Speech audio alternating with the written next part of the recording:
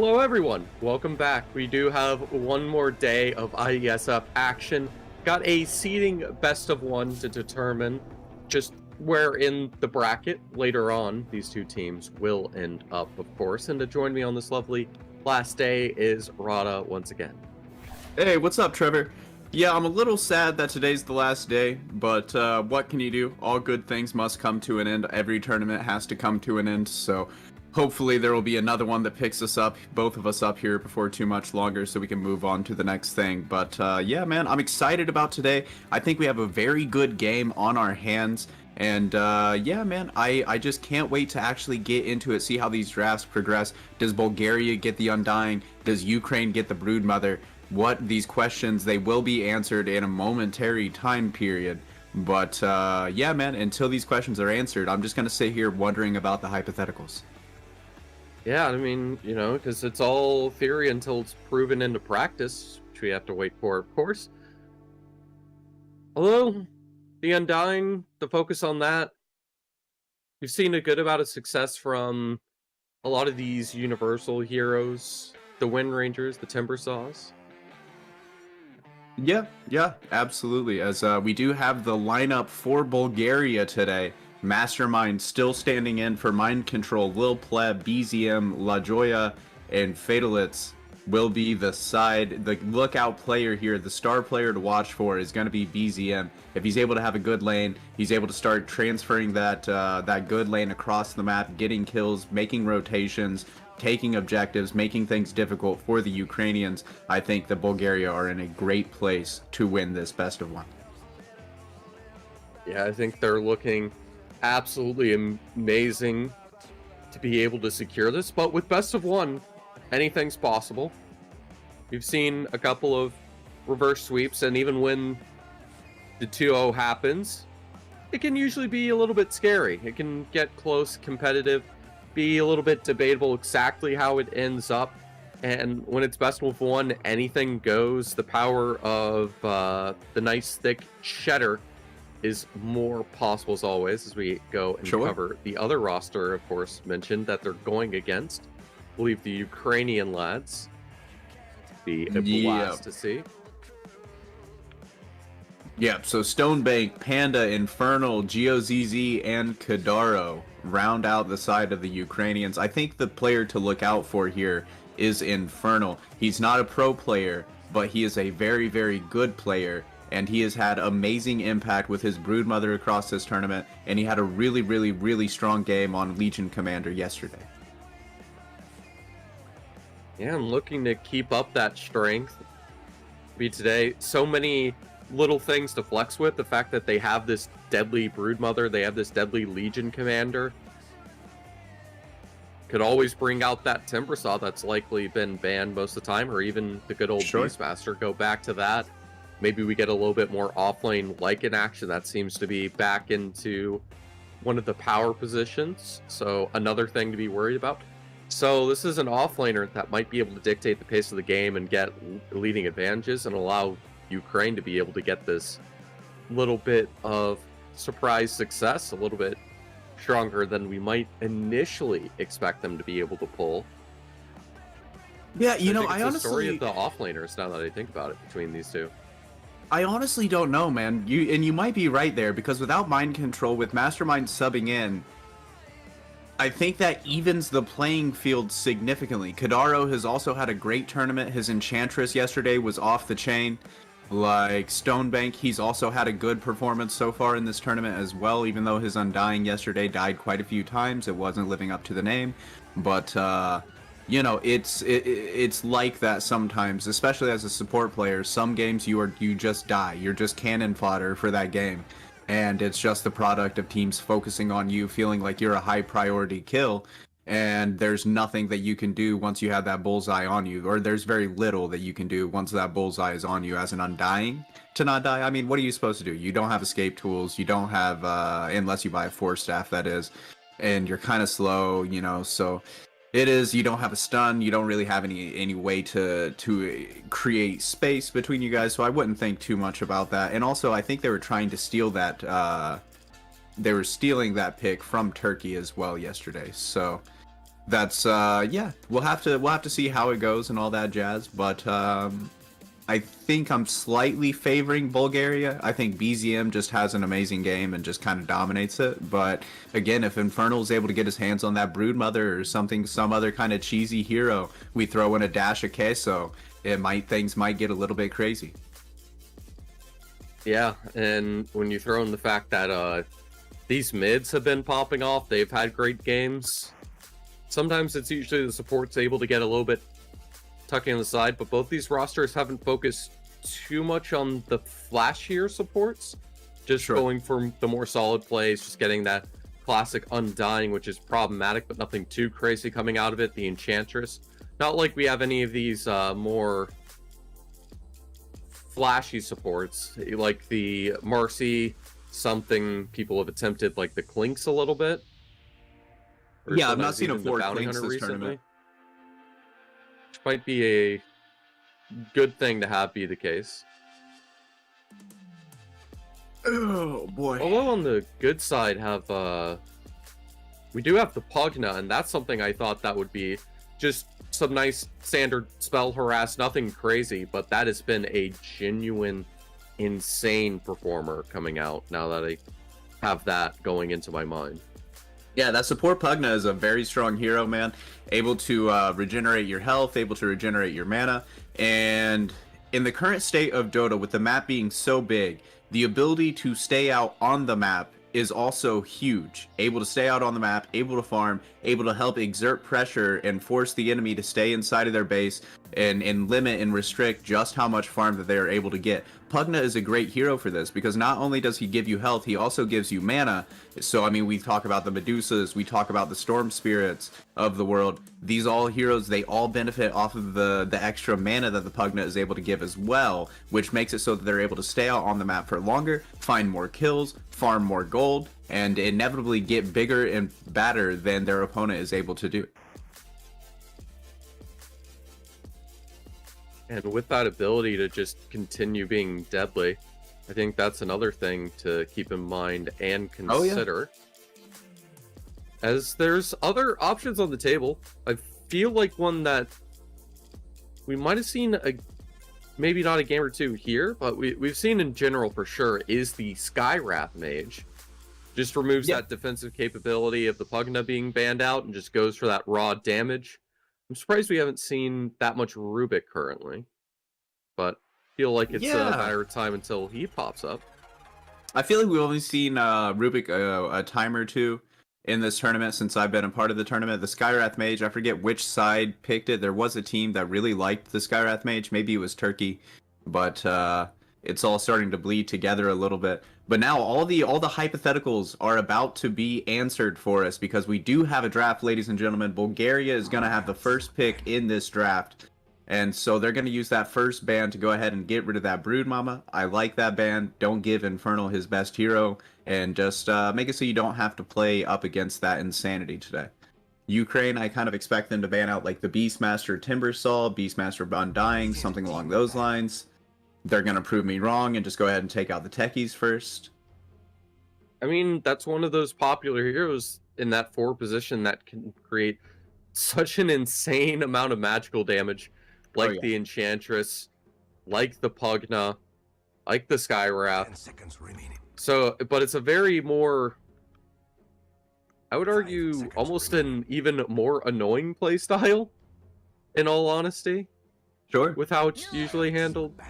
Yeah, I have a techies player on my amateur team, man, and it absolutely, as an offlaner, I love it when I'm able to get my hands on that techies in the draft because I know that my lane is going to be good at that point. I know we're going to have this great noise maker across the map. He's able to turn fights around with big blast-offs to get 3, 4, 5-man stuns off. So the techies, he's a really, really good hero. He's able to get pickoffs. He's, if you get one more support that brings any sort of damage at all, then you guys can rotate together and just cause kills across the map just as a roaming support duo.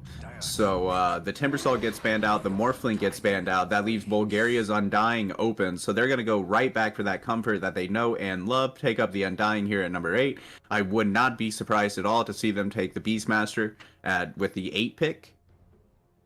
But we'll have to see if what happens here, because there is the 6 and the 7 pick to come out from Ukraine, so they might decide to put Infernal on the Beastmaster themselves. But Mastermind, he just played such a great Beastmaster. They've not gotten their hands on it since he took over. Like he got to play it the first day that that he stood in for mind control, and from that point forward, it's been banned every game. So I am assuming that they would love to get their hands on that Mastermind Beastmaster. I would certainly expect such a thing to be the case, as we do have that classic Undying, but for the side of Bulgaria, and they're going to go with the high damage Bat Rider and the Enchantress. Gives a solid offlane duo, with the Bat Rider also having flexibility potentially as a mid in response. Yeah, I feel like Ukraine have predominantly been running this in the mid on the Panda hero, the Bat Rider. So that's kind of my expectation here from the draft. Obviously, the Enchantress going to be the 5 hero, super strong hero. Kadaro had a great performance on it yesterday, just throwing out those impetus shots, bringing heroes down to their knees. So, yeah, I like the opening from Ukraine. It's very comfortable. It very much shows that they are sticking to their guns and that they're not trying to overcorrect just yet and get on that back foot and counter punch their way to victory. They're coming out, they're throwing their strat down on the table just as well as Bulgaria are. And the fact they're able to throw it down so well means as we get to the second ban phase momentarily, that's where things get interesting, because you got that classic 8th pick, good old Deuce. Immediately with the AM ban following. There's a lot of ways to counter it now, and if you get those hard counters, she can be a bit disappointing and you have nothing else to fold yourself into, because of course the Medusa is going to be what you're dependent on to get that damage, the hard carrying, about everything you can imagine. To have the AM taken out, a Storm for Ukraine. Yeah, both teams banning to protect their most recent pick. I think this does show the Panda will be playing the Bat Rider, getting rid of the Storm Spirit, getting rid of the Queen of Pain. Meanwhile, for the side of Bulgaria, they're protecting their Medusa, getting rid of the Anti-Mage, getting rid of the PL. Maybe they'll get rid of like Naga Siren or Darkseer next. 10 seconds remaining. But that does still leave an opening for potentially a Wind Ranger, something with it like a Juggernaut maybe, that we've seen have been able to, especially in the early game, handily deal with her and just cause her to be completely run over, in all honesty. Yeah, there's only 3 bans, man. There's only 3 bans. There's about 5-6 heroes that I'm sure you would love to get out of the pool when you get your Medusa, but you can't ban them in the first phase because then the Medusa would just get banned naturally. I know I just had a game not that long ago where the second phase ban, the dude banned Anti-Mage, so with my second ban, I just banned Medusa because I know exactly what you're doing because you just banned Anti-Mage. So, you know, you gotta it's this great smoke and mirrors that is high level drafting, where it's like you're trying to ban to protect what you want, but at the same time you can't reveal it too much because then they're just gonna ban what you want anyways. So it's like you're banning like some soft counters until you get the pick, then you ban the hard counters, and yeah, it just thinks that it's crazy. It's just crazy drafting at high levels. I love talking to high level drafters and getting and picking their brains on the game and stuff like that. But I just like talking to high level players in general. They're always just so cocksure and have such dynamic opinions on the game. And they're gonna get rid of the Shadow Demon. So they're just I'm just not on point with this draft at all, dude. I am not inside of Bulgaria's head. I love it because the Shadow Demon lets you get this massive amounts of AoE damage, as we talked about. How it can disperse the damage is insane. The amounts of saves and purges with heals for damage. There's just... this man does everything. So to be able to give the save and knowing that Ukraine need a 5 position and that you've taken away the Undying would be the perfect choice. I feel like that would be too defensive of a support duo if they ran the Enchantress plus the Shadow Demon. But like how would they make plays? They would have to get like a dynamic offlaner to make plays at that point. But Shadow Demon is taken out regardless. But I mean, as you said, he has some great saves. The slows that come out, he's able to make mirror images of the Medusa, pump out a lot of damage that way. You know, all of just these bans. I mean, the goal is to have your Bat Riders your playmaker, especially because Lasso's in such a strong position currently. Can just constantly go on the hunt. I was wondering if they were going to go Darkseer here. Darkseer, good pick, good correlation with the Bat Rider as well. You can surge him up, you can put the Ion Shell on him, then you're dealing bonus magic damage to whatever else you're already magic damaging. So, and it's a good lane against the Medusa. Just constant damage that comes out, slowly but surely whittling down her mana shield until the point that you're able to start affecting her health pool. Good Darkseer game. I'm excited to see what Infernal does with his hands on it. Yeah, able to have a good support. It allows for, from the offlane position, the harassment tries to slow down this Medusa. But again, the flash farming, the survivability, it's going to be annoying, but she can comfortably deal with it, especially with the Undying. They're both going to, well, I mean, the Medusa's not going to build an Arcanes, but she's probably going to have a Ring of Basilisk, getting about the same purpose done. So plenty of mana regen to keep her life essence put into power, and an amazing team fighter that can help give that stun and lockdown against really any of the cores available on the side of Ukraine. Just any sort of play will be able to shut them out. And importantly too, with this Darkseer being brought out, you can go for something a little bit spicy, a mix-up with an Invoker. Ooh. Been a while since I've seen some Invoker gaming, man, so I'm excited. And just like I said, man, put BZM on a high-impact hero. This Invoker has the ability to be an extremely high-impact hero. 1,000 spells to cast out during a game. He's able to affect the map, depending on if he goes Quaswex or Exort Invoker, he can affect the map, and they might just go Exort, so they have this global strategy. If you think about it, the Spirit Breaker charges in, there's hopefully a +1 there, he's able to do some damage, and then you have the Sunstrike coming in from the Invoker to help finish cleaning up the kill. I know he's not very popular right now, but maybe something like a Sand King, something like that. That's another classic Sunstrike setup with the Burrow Strike.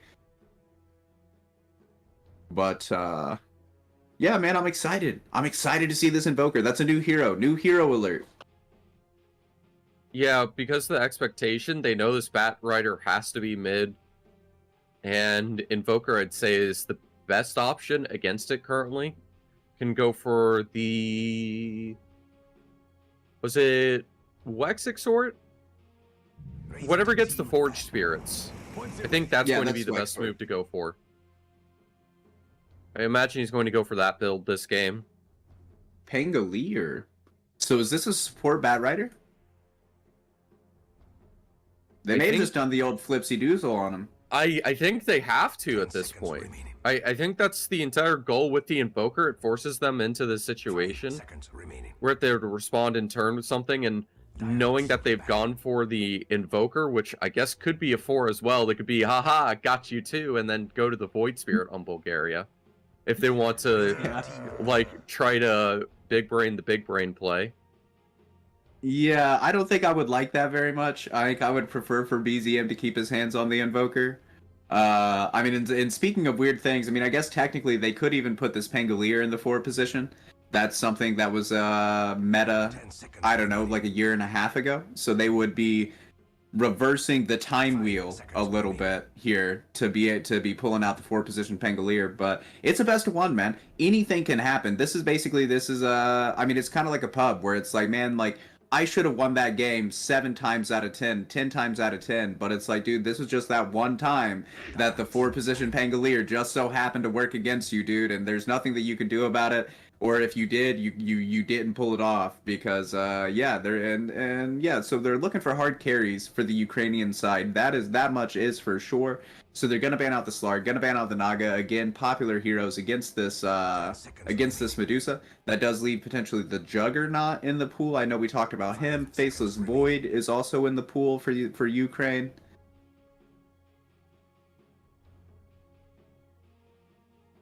Decent few options available. But, I mean, again, Ukraine, they have to go for some sort of hardcore carry, and it has to be a support invoker, and they have the Medusa mid against the Pango. That's the only way you make this work. Might just be with an offlane Spirit Breaker. You might have called it, man. You might have really just peered into the crystal ball and called this 4-position invoker. I have no idea what they're doing. Maybe this is an offlane void. I thought so they brought out a void spirit though, not a faceless void. So you know, I'll take it as close enough. Just feeling like they have enough to counter this Medusa, so they're just turning it into a harasser early. No, offlane Medusa. Mastermind. Because BCM has the Invoker, and Spirit Breaker is going to be the 4 in this situation.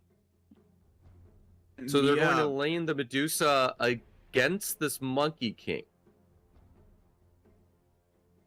Yeah, very interesting decisions here.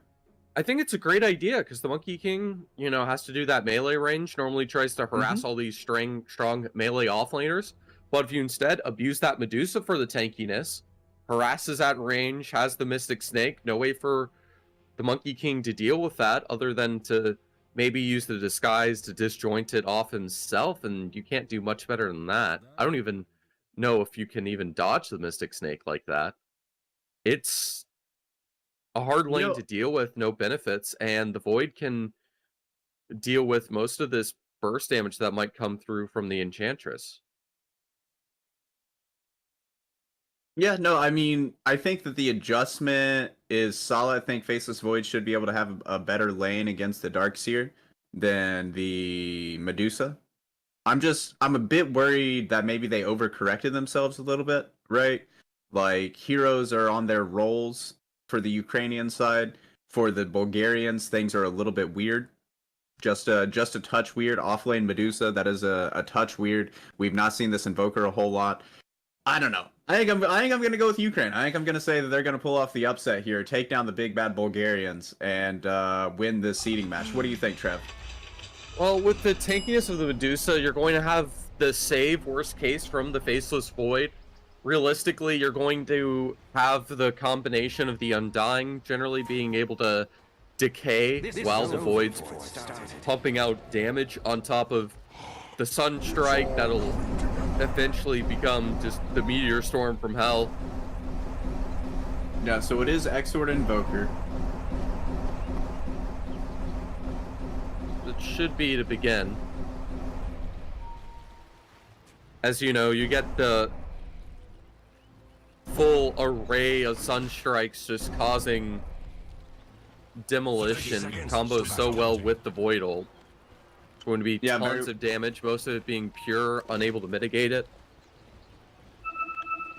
Could be a good Cataclysm game. So you have Sunstrike or Stone Gaze as well into Cataclysm, so... There's so many good ways to handle this.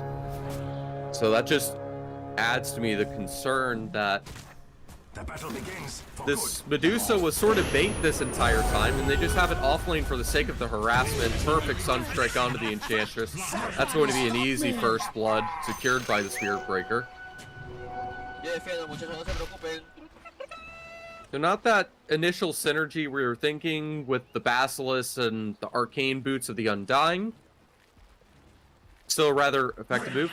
Yeah, we got the classic Tundra Medusa going for the Phylactery build. I think I literally just played with this last night, except it was a support Medusa instead of an offlane Medusa. Anyway, Arcane Boots Phylactery. Yeah, that we won the hurts game, to hear. But I'm not sure how much of it was because of the support Medusa. It probably wasn't a lot. But then again, I guess the Stone Gaze with the mitigation, the fact that she's tanky and can just spam this Mystic Snake. She goes in Octarine right after. Yeah, and we were stacked as 5, and I don't think the enemy team was stacked as 5, so we were just vibing, having a good time, you know, all communicating and stuff like that, whereas I think the enemy team was kind of slapping at each other a little bit, so... Think so. You know how pubs go. Yeah, certainly. Makes me think of good old Pyrian Flax's recent talks how he has a friend in their group that does Morphling 5. Oh, Jesus. Certainly gives me the same energy. Sure. That sounds even worse than the Medusa support. But... And so far, this Medusa, she's struggling with CS. I mean, she's only gotten 2 last hits on the creep so far. And, yeah, I mean, just in general, it seems like the Bulgarian side, they are struggling just a little bit in the laning phase outside of BZM in the mid lane, which is, again, that's the hero to look out for, the space creator for this Bulgarian side is BZM on this Invoker. But with him going Exor, he is going to want to go for a little bit more of a late game farmy build. He'll probably go hand to Midas. He's not going to be looking to roam around the map quite as much as a Qualifiers Invoker would. So we'll have to see how this kind of plays out. At least the Darkseer is also struggling to get CS. That's one thing to be a bit optimistic about.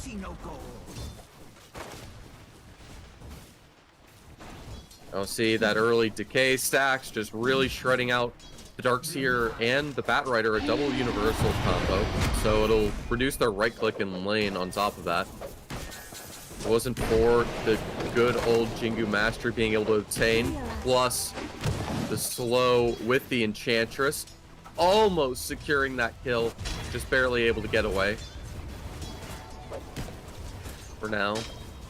But the Medusa herself, doing just fine. No problems here.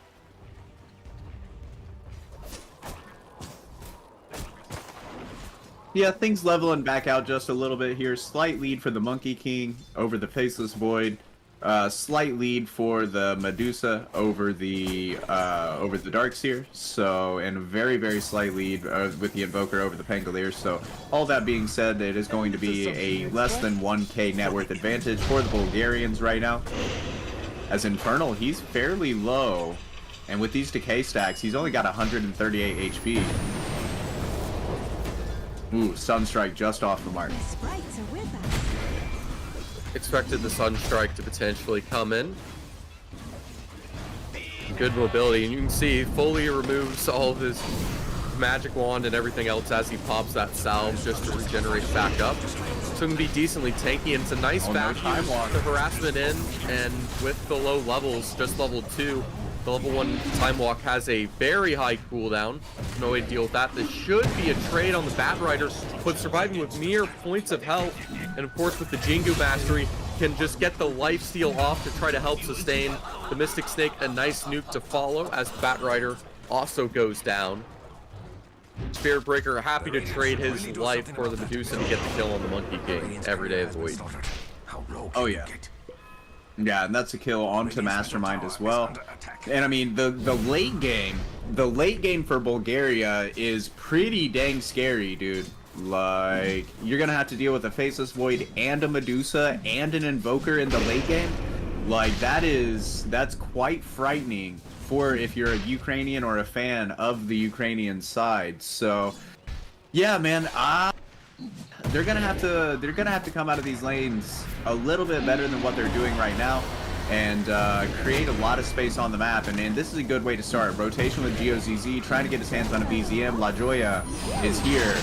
Sunstrike not going to land, and BZM does fall. If Kadara is able to escape, are they gonna get a double here? No. Almost certainly would hope that doesn't happen. I feel like. Oh, Flame Break to cancel the charge. Well played, GOZZ. Good setup.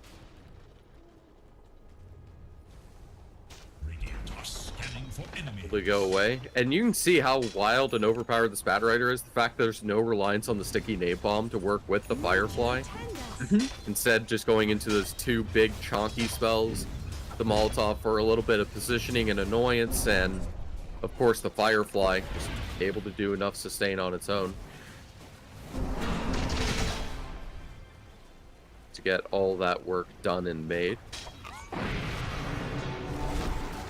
Oh, here's a setup. Attack, the Spirit Breaker. But again, Firefly so great for just interrupting the Spirit Breaker. You know, I honestly didn't know that that interaction worked that way. I didn't know that Flame Break canceled the charge, but clearly does, as it's worked twice now. So that's something to keep an eye on as this game progresses. They're trying to get their hands on to Kadaro. Kadaro's still level 3, so no untouchable points. And Lil Pleb gonna come over, pick up the kill with the mace. Meanwhile, they're having another go on BZM in the mid lane. Rolling Thunder has been expended. TP rotation started to come through from the Undying. BZM has 3 sticky napalm stacks on him. Swashbuckle, not enough damage to actually kill the Invoker. He's got the Quaz healing coming in as well. Yeah, the Firefly coming in, but able to get that escape in time. Pangolier not able to get enough damage with that Rolling Thunder before the Cold Wall forces him back, unable to do anything more. You can see now the Enchantress, as well as the Bat Rider in lane, they really want to deal with this Invoker early. Nice Observe reward. No way to easily remove it. Requiring the Enchantress to get into a deep position if she were to remove it. Instead, just getting a jungle creep or two. They will take out this mid tower rather early. Still leave BCM in a bit of an exposed position. But he does get that early little point in Wex just in case to have that flexibility.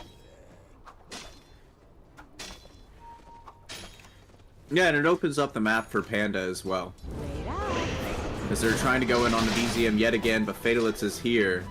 GeoZZ wrapping around. But they have vision. They had vision of Kadara the whole time, so they knew exactly where he was. They knew that he was trying to set up a play.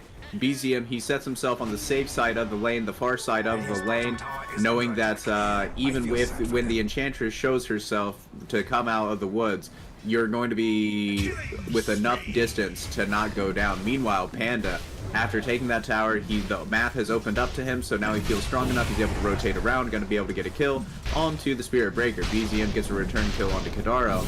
Meanwhile, Infernal and Lil Pleb just kind of slapping at each other. Time Walk has been used, so potential play here. No, Infernal's going to die. Never mind.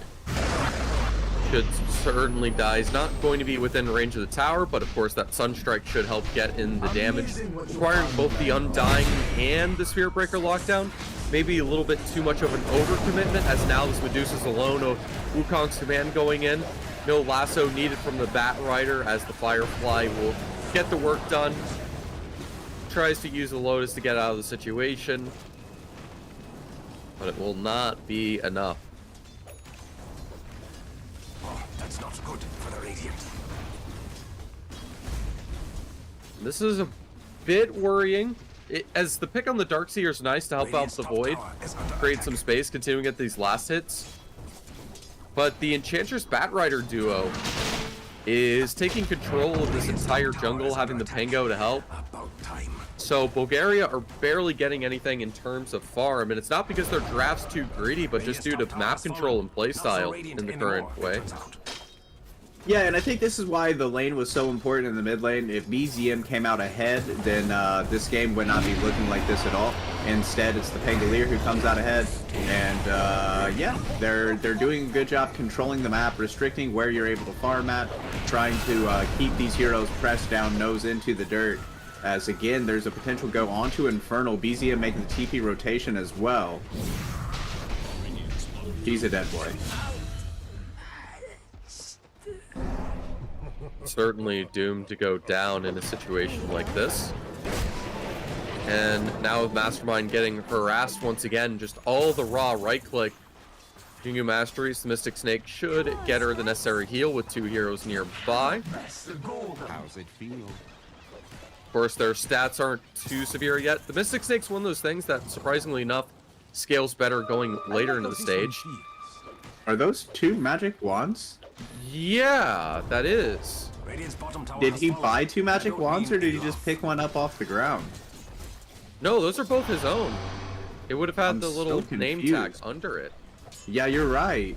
I'm so confused as to why one would buy 2. I mean, I guess it's great for stats, but like, that's wild. Expecting the Mystic Snake and more spell spam wants to have 40 wand charges available. What's the cooldown like on the magic stick? Well, because you can only gain charges on 1 at a time. Right, it'd be like the Urn of Shadows. But I would That's spot on. assume that it can't take a stack once it's capped out. Right. Maybe then it goes to the second wand at that point. I don't know. I've been playing Dota for over 10 years, and I've literally never seen that. Even back when I was just learning the game and people would buy multiple pairs of boots and stuff like that at a time. I don't think I've literally ever seen multiple, Oh, we have a fight. Lasso, drag back. It's not going to be enough damage to kill the Joya just yet. Good chrono as well. Going for a bit of a bash on the Bat Rider. Won't be able to get that much damage in. Now the Firefly damage will force him to time lapse back momentarily. But the Pango in the background should be able to get enough to get the kill. The Swashbuckle, not enough. It's going to require the right clicks from the Enchantress to help out. But eventually will be removed. Yeah, so that's a good fight for the Ukrainians right there. Oh, and if they can get BZM, that's huge. Stop talking already. And that's a full team wipe in the favor of side of Ukraine. And I'm not entirely sure how they take this defensively. I mean, eventually you will have that Cataclysm on the Invoker. But other than that, all the damage has to be done from the outside of the Chrono. Right. And they just have him going for a classic Zionner Mask of Madness build for the raw damage. Diffusal now on this Monkey King, so has the lockdown and the burn to ensure that this Medusa can't do much from the offlane. Double diff, gonna get a Diffusal Blade up on the Pangolier next once his Courier is back alive here in 45 seconds. So this Medusa, she's the top of the net worth for the Bulgarian side, but now maybe another potential fight happening.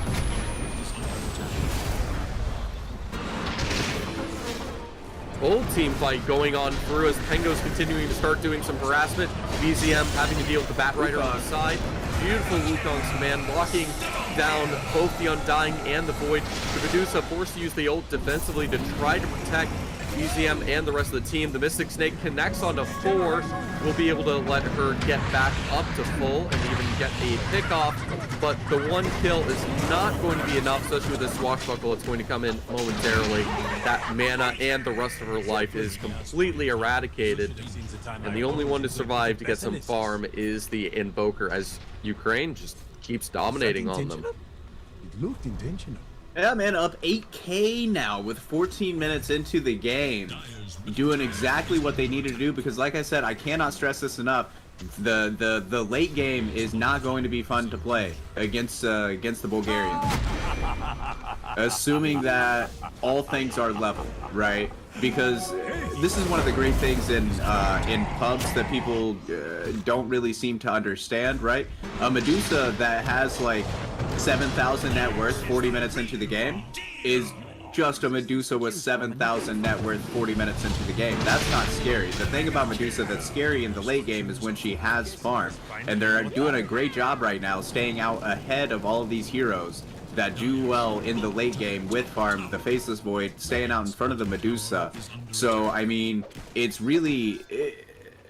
It's not looking good for Bulgaria at all right now. And you can see that win probability supporting that 83% favoring the Ukrainians right now. They need to find a way to bust up this snowball that's rolling down the mountainside right now before it becomes an avalanche.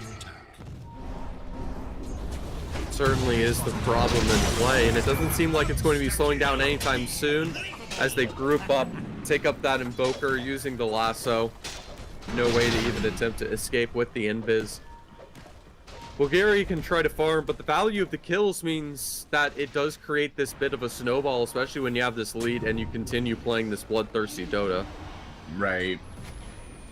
As here's that engagement that we saw, that's the start of it looked good for Bulgaria, but they weren't quite able to bring down Kadaro. Again, just doing a great job extending the life, extending the durations on his livelihood. And Wukong ring drop there. Now we're going to see them picking up the Medusa with the Diffusal Blade on the Monkey King. It does not take long to burn all that mana down. The Mana Snake does not do enough. Swashbuckle to secure the kill. And I believe that was the total team wipe. Now we're up 20-7, 11k net worth lead. And I really wish they would have gone like a Quas Wex Invoker instead of this Exort Invoker, because like, how do they make plays now? Instead, they're just gonna die. Yeah, certainly that is a bit of the worry.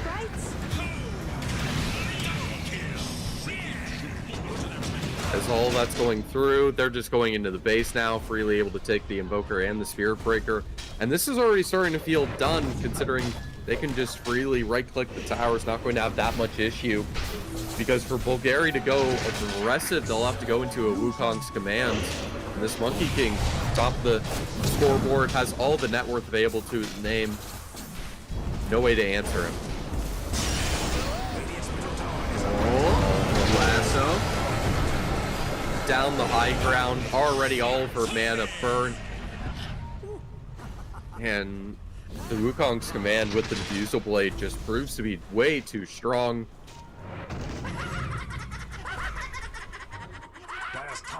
And with 13k, the question is, how do Bulgaria get back into this? Because Ukraine's making sure to play as a team. I don't think they're going to be making any mistakes.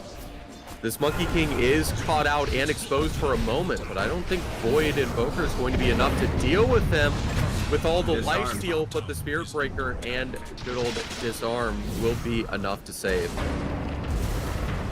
So that's a start. That's a start of how you come back into the game. And I mean, it really... that is going to break the snowball up, right? Because for 35 seconds now, they're going to look to be a little bit more passive. They don't have their big hard carry available to help continue to push out some damage, stuff like that. So as Kadaro, he might just be cutting down this Undying here. Decay stacks will only get you so far when the impetus is coming, but that Soul Rip will keep him alive. But now that's Dragonlance done on Kadaro, so I don't think the Undying lives in that situation again. Can we check out the Enchantress again real quick? If that can get messaged over, because I'm curious if she still has the double wands just chilling around. Because I checked a look to see the interaction. Yep. Okay, so as you see, there's a 13-second cooldown on it. But what this does allow is, once you garner and use the 20 charges on the first, you can use it, and you can still collect charges on, I guess, the other wand, and still have an additional 20 to be used to heal. It's a very weird build, and I wouldn't normally go for it in any circumstance. This would be but big. I understand the idea. The Phylactery getting to Medusa ult off, just barely able to finish off, but of course it fades away, and so does the Faceless Void, soon to be the Medusa as well. They've answered this Monkey King, but there's so much raw damage with the Pangolier with Diffusal that even though she teleports away, the Invoker and the Faceless Void that needs to be her comrades and dishing out this damage are instead deleted and removed. And then Panda's just going to get another one in the mid lane, finding Fatalist. Ukraine, they're looking good, man. They're looking good so far. They just have to be able to keep up this pressure and hopefully stop dying on this Monkey King. Back-to-back deaths. He's not really gone any higher up on the net worth so far, as everybody else is starting to catch up to him a little bit, and this is just product of him dying twice in a row. The enchant slow on the charge, so they will be able to bring down the Barathrum. A clear understanding of how to handle this game, I think, would be the best way to describe it.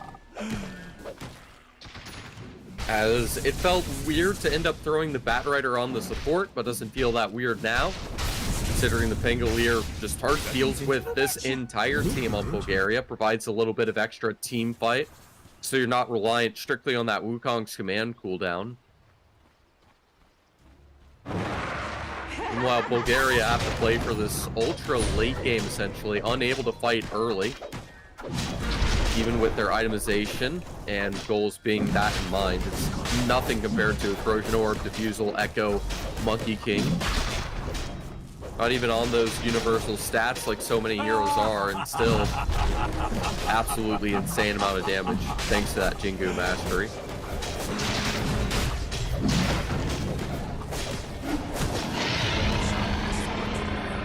And that's going to be ages picked up on the Monkey. Surprised the Batrider only has a 50% win rate at the moment. I 100% believe it. Just surprising. Guess a lot of blunders in matches because this hero feels like he's absolutely broken in a way that's untouchable. Bit of a wasted wall of replica there, so that might make the high ground siege a little bit difficult. This would make the high ground siege very difficult. Ooh, a big catch to get that Pango. Of course, you have the Monkey King trying to catch up. Currently in that Radiant jungle, but we'll have to do it with 2 teammates down. But Gold Advantage is there, and now the Wukong's Revenge instead coming in. No command just yet, instead just getting the right clicks off, almost able to solo the Void with no problem, has that Aegis. As much as the high ground is an issue, the Chrono's been spent, the Medusa's ult's been spent. Dire's top tower is under attack. Don't really have any damage to protect this high ground, so Ukraine can continue disrespecting everything put into play, using his raw Enchantress arrows for damage. Disarmed, so won't be able to go for the harassment damage back. Nice dodge to the Sunstrike. Be able to get away, but now you have a Surge Darkseer, normal punching, chasing down. Medusa almost dying in the process. Trying to go for that Ags build. Power Treads on the side, and that's a DD Monkey King. So they'll be on the hunt. Gonna find Fatalists. Unfortunately, it doesn't look like they're going to be able to find anything else. They'll probably be able to put some pressure onto this mid-tier 2 tower, maybe try to force a response that way and look to take an engagement. But with this DD, the berry showing on this Monkey, they're not really going to be looking to take this fight. I would be very surprised. No Stone Gaze on Monkey, no Chronosphere on Faceless Void, no reason to take that fight. As we see the win probability graph showing you there, that Ice Frog is still very much favoring the Ukrainians here, regardless of the little bit of slip-ups that we've had over the last, like, 5 minutes or so. And I have to say, it's certainly understandable. I'm not liking their odds either. That was incredible. How did he know? Just a really good read, I guess. They have to have somewhere to farm, and it's the most safe position nearby the base. Good to just clear it out. Be assured. You can see this Void all the way on the dire side of the map, completely opposite side, just trying to get some extra gold in, while the rest of his team delays the Undying. Not having a fun time past the 5-minute mark, I would say.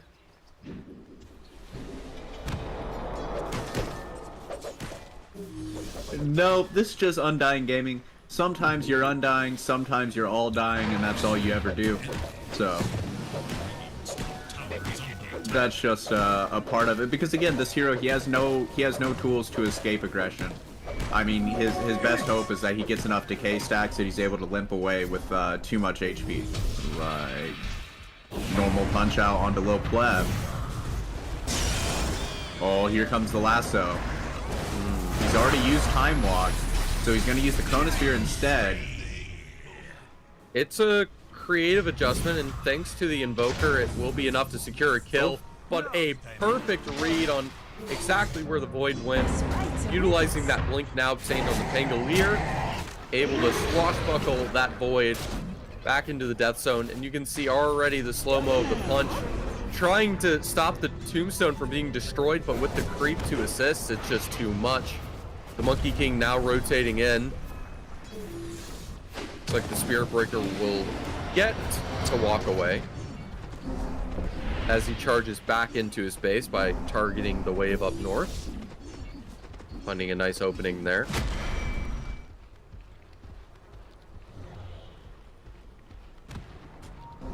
Not much else to be optimistic about.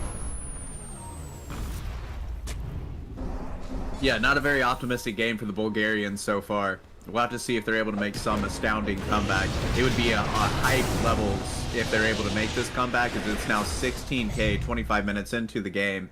Very, very comfortably in the lead are the Ukrainians. But are they finally going to be able to kill? Looks like they are. That's a very big deal to be able to obtain that. They've been trying to kill Kadaro for the last like 12 minutes, so feels good to finally get rid of that. Yeah, you can pesky hero. see. You can see all these supports feel like they need gold in this game.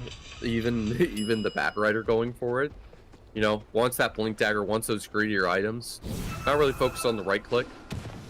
So using that good old Philo Stone to compensate. Although refreshing to see something else. That isn't strictly, you know, the minus armor, all the mana regen that we always see.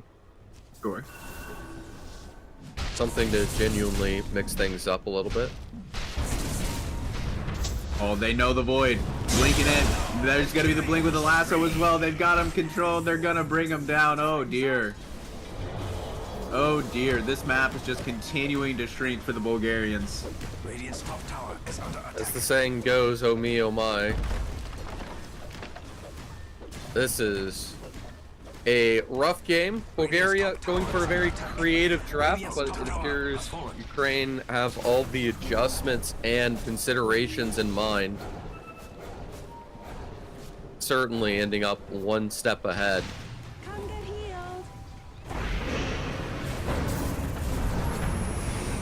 This already feels doomed as too much lockdown ensures that the Sunstrike will not go. Now you got Monkey King into Wall, into Pengo, Rolling Thunder. It's just too much to deal with.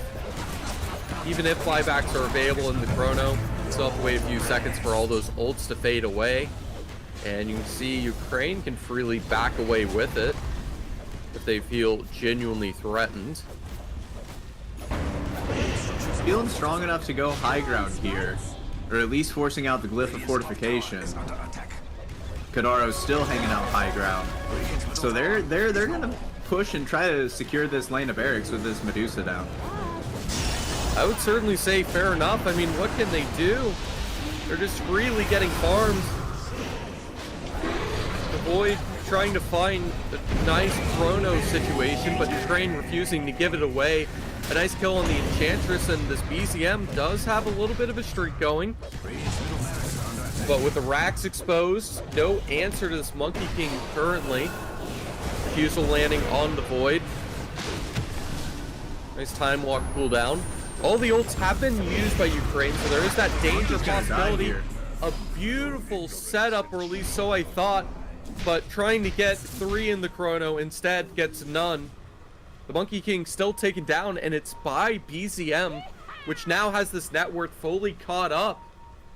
And this man's looking to become a one-man army to clutch Bulgaria back into this game, and that's exactly what he will have to do to give them the second chance. Man, if he's able to Rambo his way into winning this series, dude, like I don't even know what to say anymore. Like the dude is just a hell of a Dota player. If he's able to do that, I mean, he's already a great Dota player. Don't get me twisted. You know what I'm saying? I'm just saying if he's able to take this game now, if he's able to bring this game back and win this game on the back of this Invoker, that would be a stellar highlight reel performance. That would be just that additional next level to be able to push it so far. Gold for me. Do have a bit of the good old slowdown. Oh, it's quite nice actually. Still Yep, a chillin', 16k net worth lead too for Team Ukraine. I just think all that gold does translate into damage, most importantly. I don't know how Bulgaria is supposed to respond to it, even with the Invoker popping off and having a good game. On the hunt for radiant forces. Yeah, well, I mean, they could do it. I mean, if we're able to get good Stone Gases out of Mastermind, if we're able to get good Chronospheres from Low Pleb, the Invoker has enough damage to be able to help bring down any hero that they find. We've already seen it happen to the Monkey King a couple times. It just saw it happen to Kadaro. So there is still hope. They were trying to find this Invoker, were unable to do so. Mastermind also able to get the TP away there. So they're doing a good job of splitting up the map, trying to farm in the safe spaces, the crooks, the crannies, and trying to reduce this net worth lead as best they can, but it just extended from 16 to 17k. So even though they are splitting up, farming 3 different lanes, it still just simply is not enough with how much map control that the Ukrainians have. With all that success they have, I have a feeling this isn't going to be changing anytime soon.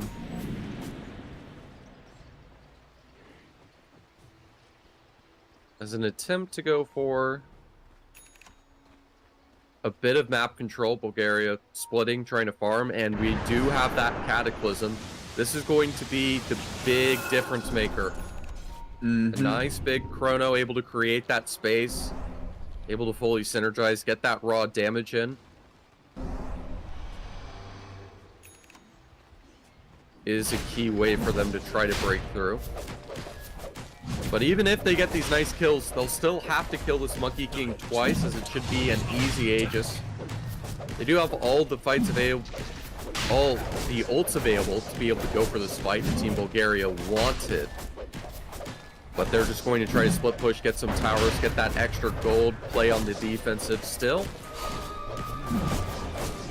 They are understandably on the back foot. Sunstrike is scouted out, but it's a little bit too late. Then I imagine they already figured that this was the situation going through. I can't imagine they're too surprised. Although a little bit unfortunate as this Medusa is caught out. Thankfully it does ignore even the rolling thunder. But still too much stun, too much lockdown. Even the Hex coming out. So this Medusa will be removed once again.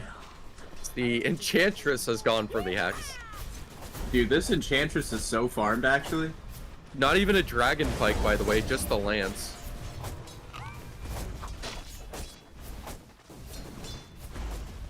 Just has that additional attack range, doesn't even care for the Force Staff with it, with how far ahead they've been this entire time. Not feeling any of the necessary pressure. And with a Shiva on the Darkseer too, this is so much raw damage that can be pumped on out.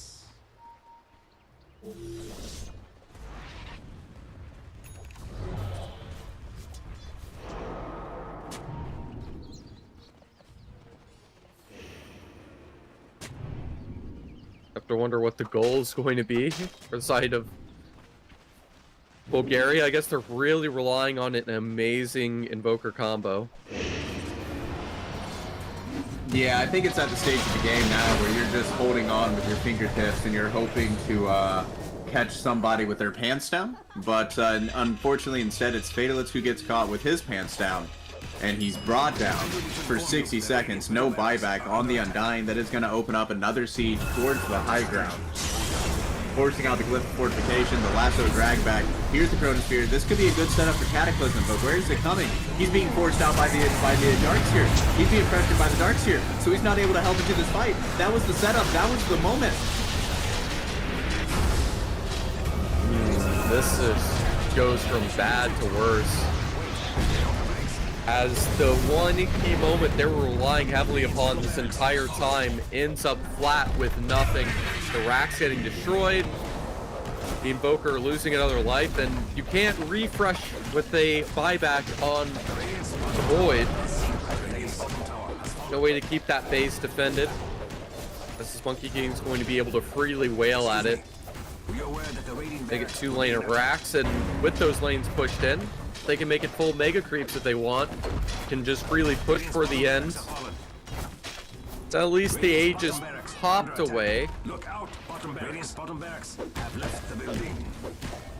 But still, feels like an hour away until the next time Bulgaria can go for a team fight. Nice stun from Breaker. Yeah, they do have that Invoker buyback, able to get nice damage on the Monkey by that Wukong's command, plus the cheese. Too much survivability, forcing most of the ults to be used, and this entire time this Bat Rider is waiting to go in to be able to Firefly, get a lasso on the key target, which is this easy BZM that has been so problematic. The Monkey's dead, but so is the BZM, and with it should be Bulgaria's chances, unless this Medusa Void can make some magic happen. And with Spearbreaker chasing, Ukraine feel threatened. They're going to run away. Having that lockdown to dispel the normal punch. And the Medusa Mystic Snake's able to do enough to lock him down.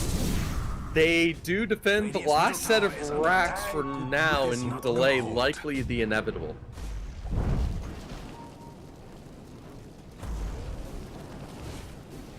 Yeah, I mean, the Faceless Void, he's starting to accumulate some gold. He's got that Nullifier on hand now. We've got the Aghanim Scepter up on this, on the Invoker as well. So the next Chronosphere combo, hopefully they'll actually be able to execute it out and connect with it. And, yeah, Aghanim Scepter going for the Octarine Core next on this Medusa. So just looking to pump out as many Mana Snakes as possible over the course of an engagement.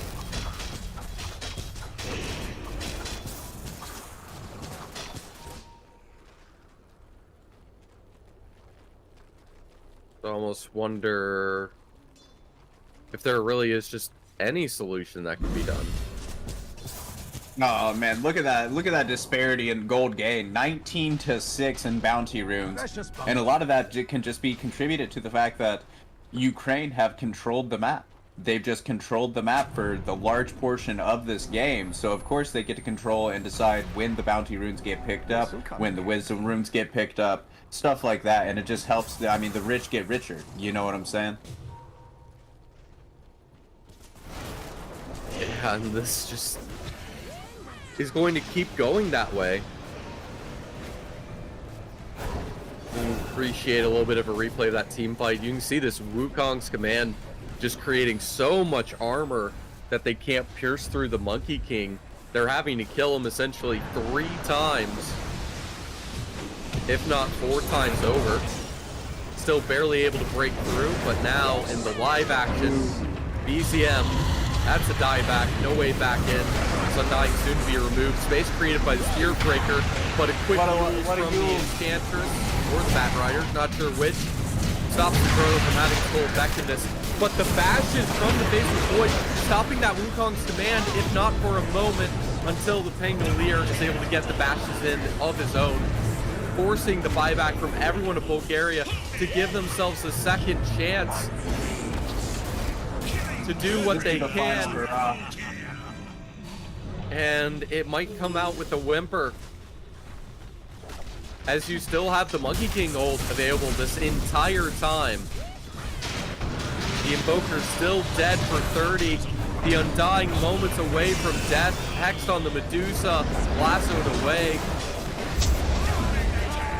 Unable to have that success from the offlane, and the Faceless Void left alone. No chrono available. The GG forced to be called. Well played by the Ukrainians, taking full advantage of some bold drafting decisions from Team Bulgaria. Yeah, absolutely, man. They just they did the dang thing right there, man. They I think they outdrafted the Bulgarian side. They definitely outplayed the Bulgarian side. They just took care of business here today. They were inside the brains of them. You know, I think we all thought that was a Panda Bat Rider the whole way through the draft. They end up switching it up at the last second, putting the Pangolier mid. And between the Pango and the Monkey and the Darkseer, they felt like they had to put the Medusa off of the carry role, which they had already committed to picking the Medusa at that point in time. So they put him off position into this offlane role, and it really just kind of felt flat. I don't really feel like we ever had this massive impact from this Medusa in this game. Just felt like all they were ever trying to do was farm. Maybe some of that comes down to going for the greedy Invoker build. I feel like maybe if they had gone Quas-Wex, they would have been able to make more space across the map. BZM would have been more active in the early game. But, you know, if wishes were fishes, the world would be an ocean. All we know is what happened, and what happened is Ukraine dominated the game and got themselves the victory here in the seeding match. Yeah, they're going to be able to have that upper hand with the seeding, and with it, both these teams still able to move on regardless. A optimistic, I would say, draft from Bulgaria. This Void infamously known for not being able to fight early and didn't have the ults to be able to support it. If you went for something like maybe this mid Snapfire, it'd be a different situation. But as we take a look at our MVP, What? able to swing it in, giving it to Kadaro. Kadaro. Able to do that Enchantress. I mean, the Hex, the harassment, you can see she wasn't just going for that strict full Pike build. Got just the Lance for the additional damage and went, okay, that's good enough. Let me help my team with some more proper items. Getting the warding, the rotations. They tried to kill her all game and had a hell of a time doing so due to all that damage being so right-click reliant Yeah. for most of Team Bulgaria, and the Enchantress able to take full advantage of that. Yeah, I mean, a great game from Kadaro, man. I feel like he was very aggressive the entire time, constantly giving them vision, constantly being in the nooks and crannies of the map, trying to find out wherever the heroes are trying to find that safe space to farm, quote unquote, because Kadaro was doing his damnedest to make sure that no area was the safe space to farm. And this Enchantress, man, you cannot sleep on this hero. You really can't. The pure damage from the impetus shots, she's able to scale well. I mean, I've even seen this Enchantress being played in the mid lane role. So, I mean, obviously she has scale potential, stuff like that. Mason used to play carry Enchantress not all that long ago. So, yeah, man, you cannot sleep on this Enchantress hero. And Kadaro, he showed why you should not sleep on this Enchantress hero, because she will just dominate a game. And when you have it with double diffusal carriers, with the Enchantress, makes it where you essentially have 3 diffusals. You have the Bat Rider Right. locked down.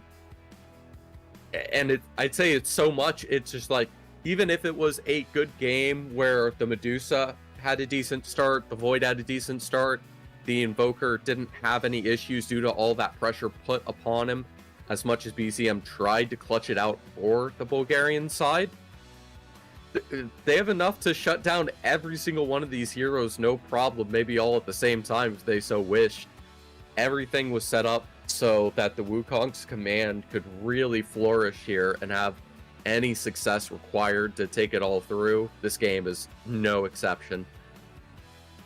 Solid draft, good flexibility, and Batrider looked great on that 4 position as well. Yeah, not the first time that we got to see that this tournament, the support Bat Rider being flipped after what we thought was going to be a core role. And I feel like both times it worked out well. So maybe some support Bat Riders are coming to a pub near you. I don't really know. I'm not a Bat Rider player. I don't really understand what makes that hero go. So far from me to say when he will be prevalent in your pubs. But yeah, man, it was a good time. It was a good time, a good game, good way to end the tournament, at least our coverage of the tournament for now until we get to the playoff round when things get to be really, really fun. So, yeah, man, I don't know. I'm just so happy that you guys let me be a part of this. I had a great time. This tournament's really, really cool. I think it's really, really neat the way that it's organized and the way that it is set up. It's unlike any other Dota tournament in the world. So, like, yeah, man, I'm thrilled to be able to say that I was a part of this. It was super cool. Thank you, Trev, for letting me be a part of it as well. Thank you to the production. Thank you to Otto, everybody. Thank you to you guys for viewing at home. That's super duper dope as well. So, yeah, man, I'm just glad to be a part of it. Yeah, big thanks to Otto for giving me a second and third co-caster to ensure that this can be a little bit smoother. And I only had to do a single day single-handedly. It's very exhausting to handle. Solo casts are hard, man. Yep. Solo casts are hard. It's a lot easier in Dota, at least, thankfully, because it's a little bit more relaxed. It does come with its own unique challenges as well, but I find it a little bit nicer than the CS side. But, of course, we need to go on the sidelines and take a break and respite, as there will be future stages in this tournament later on. But that'll be all for us, and we'll see you guys next time. Farewell.